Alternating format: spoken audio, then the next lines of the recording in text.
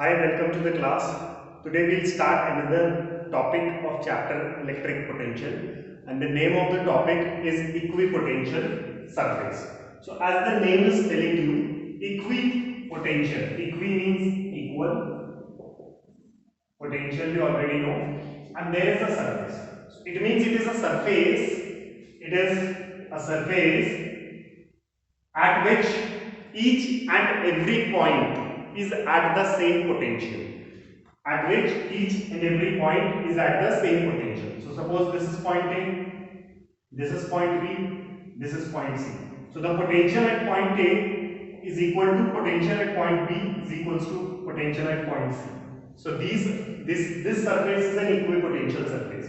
So this is how we can define these equipotential surfaces. Now there are certain shapes for the equipotential surfaces created by different set of charges. You know that potential and field are the characteristic of a charge. It means if you have a charge, this charge can produce two things. One, it will have an electric field, and the other, it will have an electric potential, right? So if I have a single charge, what will be the equipotential surface related to it? So if you have a single positive charge or single negative charge, the equipotential surface because of this charge will be concentric circles. Will be concentric circles, right? So equipotential surface due to a single charge is concentric circle, right? So this is equipotential surface due to a single charge. Now guys, although this I am going to discuss when I will discuss the properties of equipotential surface, but right now it becomes important for me to discuss this thing, and this is what equipotential surface is there. Then electric field lines. These are electric field lines. These are electric field lines which are created by this positive charge, and positive charge always creates the electric field in the outward direction. So these electric field lines are always perpendicular to the equipotential surface. These electric field lines are always perpendicular to the equipotential surface. So equipotential surface due to this single positive charge is concentric circle, and these electric field lines are perpendicular to the equipotential surface. This is one of the property as well of equipotential surface. Now, if you have a charge which is at infinity, it is at very far away, okay, in that case the electric field will be uniform electric field. So whenever we have a charge which is placed at infinity or very far away distance, the electric field due to that charge is always uniform electric field, and the uniform electric field is always represented by the parallel lines, okay. So for a charge at infinity, we have equipotential surface like this. These are the planes actually. These are the planes. So for a charge at infinity, these planes are the equipotential surface.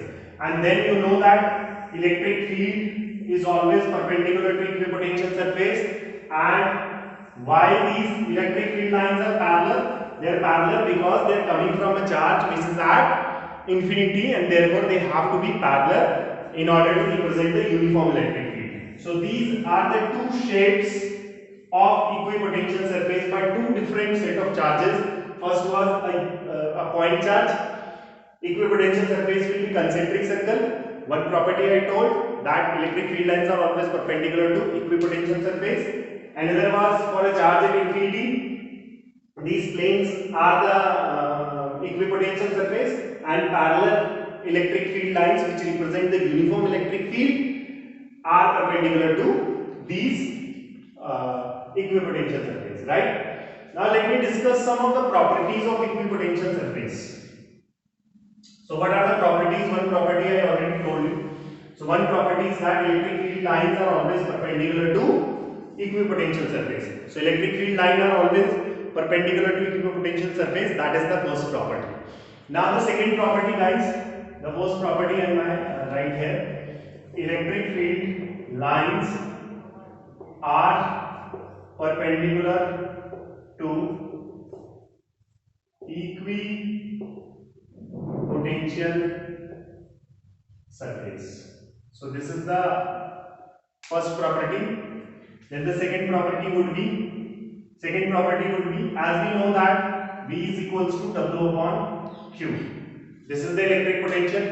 So if I am taking a charge from A to B, so then work done in carrying a charge from A to B will be WBA is equals to BV minus VA upon Q naught, or Q is the charge which I am carrying from this point to this point, right? You know that the potential at A and potential at B would be equal if it is an equipotential surface. So these two potential would be equal if it is an equipotential surface. And since these two are equivalent, they are subtracted. Therefore, this WBA will be equal to 0. It means work done on the surface of an equipotential surface is 0. This is the second property. First property was electric field lines are perpendicular to equipotential surface. Second property is work done in carrying a charge from one point to the other point in an equipotential surface is 0. So this is the second property. Alright.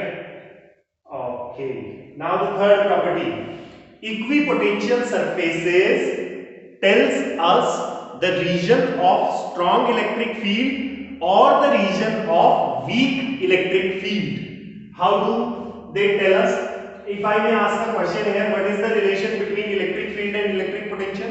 So the relation between electric field and electric potential is this, right? If I have two equipotential surface, 1, 2. Now tell me, which charge will form these kind of equipotential surfaces?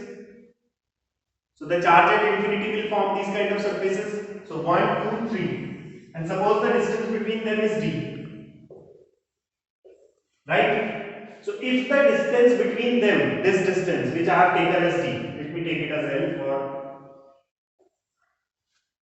If I take this distance as L, so if the distance decreases between two equipotential surfaces, if the distance between two equipotential surfaces decreases, then the electric field will be more. It means that would be a region of strong electric field. That would be a region of strong electric field.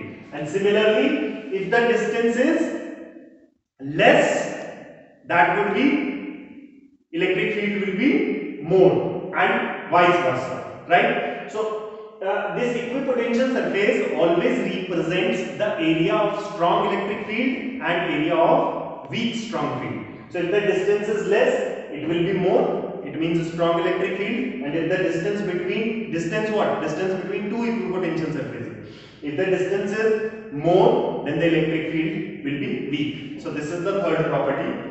Now coming to the fourth property, which is again very important property, and that property says that two equipotential surfaces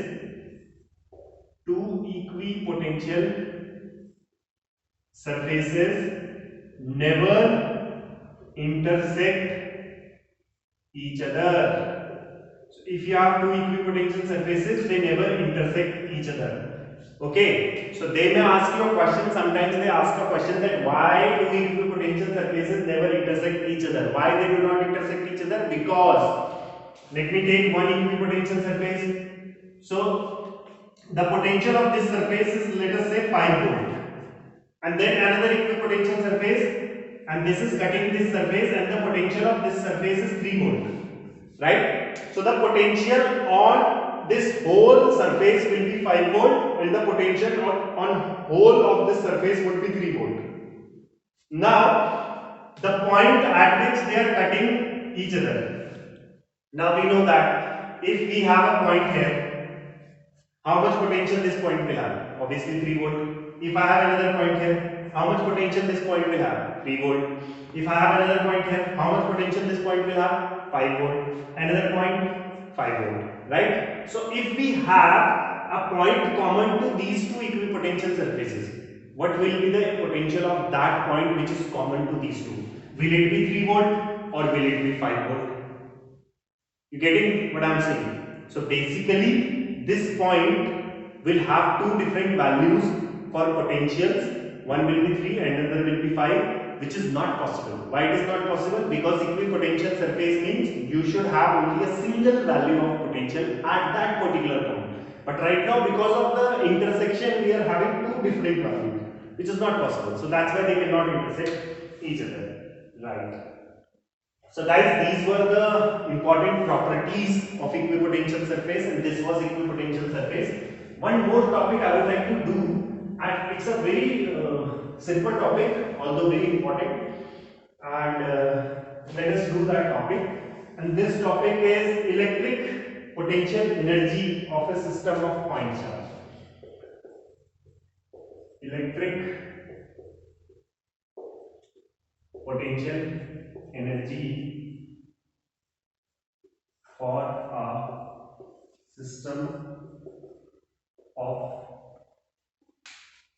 point charges. So we have system of point charges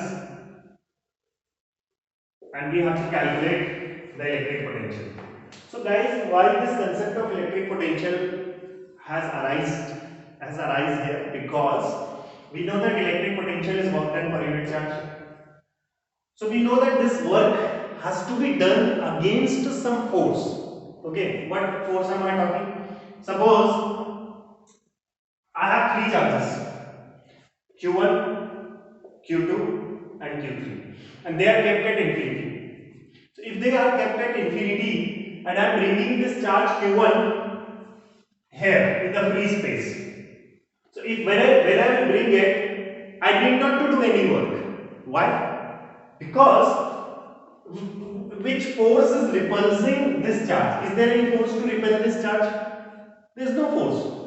So I will do no work and Q1 will come here. So in the first case, what is the work done? 0. Why it was 0? Because there was no force of repulsion, right?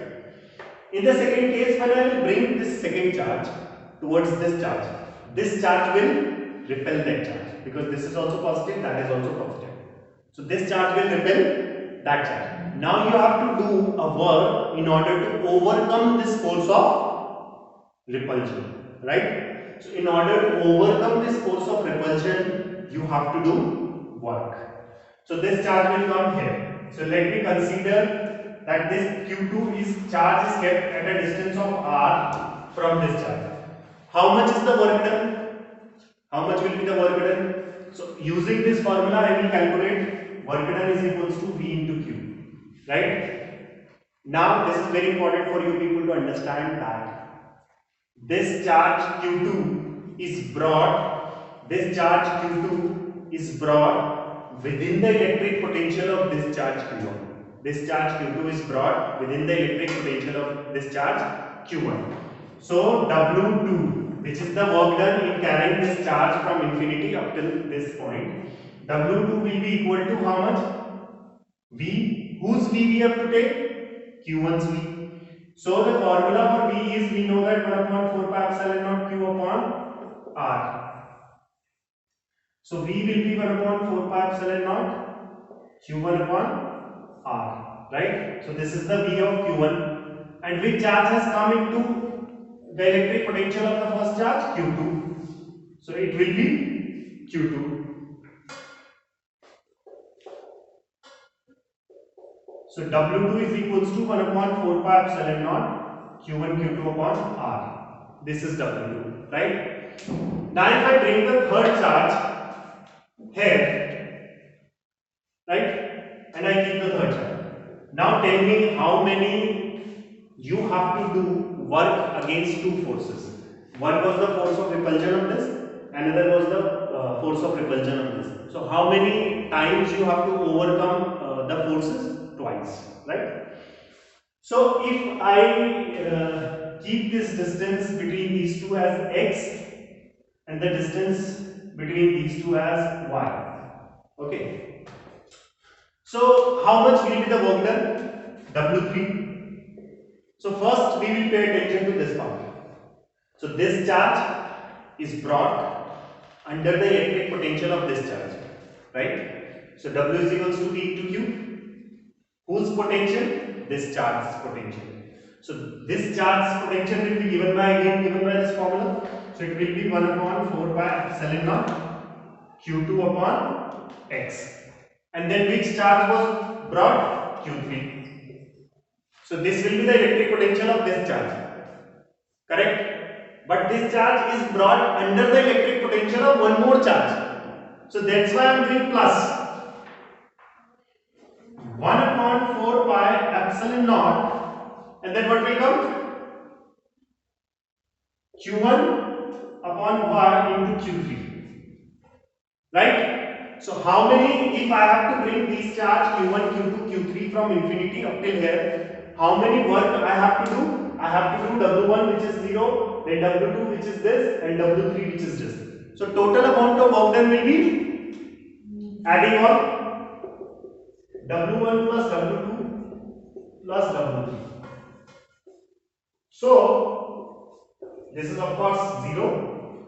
The other one will be 1 upon 4 pi epsilon naught Q1 Q2 upon R plus, if I take common, whatever is common, plus 1 upon 4 pi epsilon naught.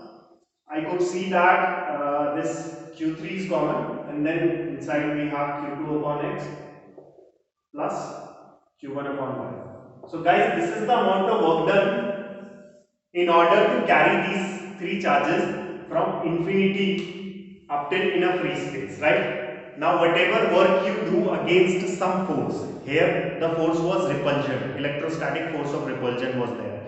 So whatever amount of work you do in order to overcome any force, that work becomes potential energy. And the best example is when you lift up a marker from earth.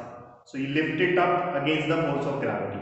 So whatever work you are doing in order to overcome this force of gravity, it comes in the marker in the form of potential energy. So marker will gain some potential energy. If I am holding the marker here, I am holding it up against the force of gravity. So there, this marker contains some potential energy. So this contains some potential energy, and therefore my work, whatever work I have done in order to overcome the force of gravity, is stored in the marker in the form of potential energy. Similarly here, whatever work you have done in order to overcome the force of repulsion by the other two charges will become the potential energy of this whole system. So this whole system's potential energy, this is my potential energy. Potential energy will be equal to 1 upon 4 pi epsilon naught Q1 Q2 upon R plus 1 upon 4 pi epsilon naught Q3 common Q2 upon X plus Q1 upon Y. Right? So this is the formula. Right guys? So this is the electric potential energy for the collection of this charges. So if you know the value of Q1, Q2 and R, and here Q3, Q2 and X and Y, you can easily calculate this electric potential energy. So this was about the electric potential energy, and of course SI unit for this electric potential energy is joule, because it is a potential energy. In the next class we will do few numericals based on this, right? Thank you.